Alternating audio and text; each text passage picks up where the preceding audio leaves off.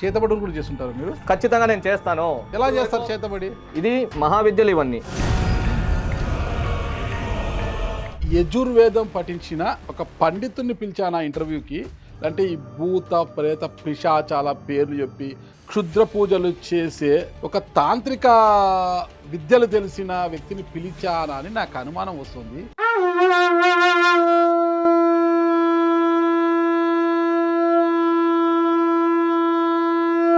మెడలో అదేంది, ఇది పుర్రలేంది, అవన్నీ ఏం అర్థం కాలేదు. అమ్మవారు మధ్యలో పెట్టారు, మా అమ్మవారి చుట్టూ మళ్ళీ పుర్రలు వేశారు.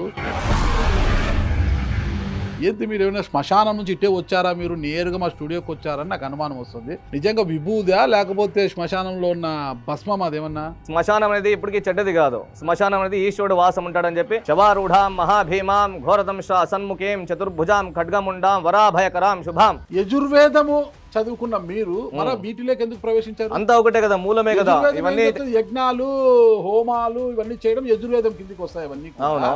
మరి ఇవేంటి మళ్ళీ శ్మశానాల్లో కూర్చొని చేసే పూజలు, ఈ తాంత్రికలు యజుర్వేదంలో ఉందా? ఇవన్నీ కూడా తాంత్రికం అనేది వేదంలో ఉంది, ఎందుకు లేదు? వేదం చదువుతున్న నోటితో ఈ రక్తపాతాలు, ఈ బలులు వీటి గురించి మాట్లాడుతుంటారే, మీకేమన్నా వశీకరణ విద్యలు అంటుంటారు కదా, వాళ్ళు ఏమి చెప్తే వాళ్ళు అది చేస్తారు, పాటిస్తారు అంటుంటారు కదా, వశీకరణ విద్యలు ఉన్నాయంటారా? ఇది వశీకరణ ఎందుకు చేస్తారంటే ఒకరొకరే మిలనం. గ్రహ సంబంధాలు చెప్పినట్టుగానే కదా, అదే చేద్దామని పోతే నన్నే తగులుకునింది. అది నన్ను పెళ్లి చేసుకోనిందా?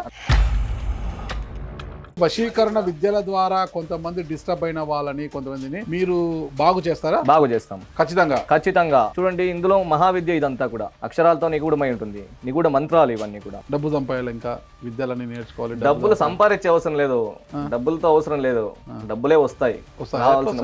వస్తాయి ఎందుకు రావు? మూఢనమ్మకాలు ఉన్నన్ని రోజులు ప్రజలు మీలాంటి మూఢనమ్మకం అని చెప్పొద్దండి. పుట్టలోకి పాలు పోస్తుంటారు కదా మన వాళ్ళంతా, నాగల చవితికి పోయి పాముకి. పాము పాలు తాగుతుంది లోపల, నోరు ఇలా తెచ్చిపెట్టుకుంటుంది అని తెచ్చిపెట్టుకుంటుంది లేదు. అంటే మనం పోసే పాలు పాము నోట్లే పడతాయా? లేదు, పడవు కదా. నాగుల చవితి రోజు పుట్ట దగ్గరికి వెళ్ళి పాలు పోస్తారు, అంతా మట్టి పాలు అవుతాయి. దారిలో భిక్షం ఎత్తుకుండే వాడికి ఒక చిటికెడు పాలు పోయి మనము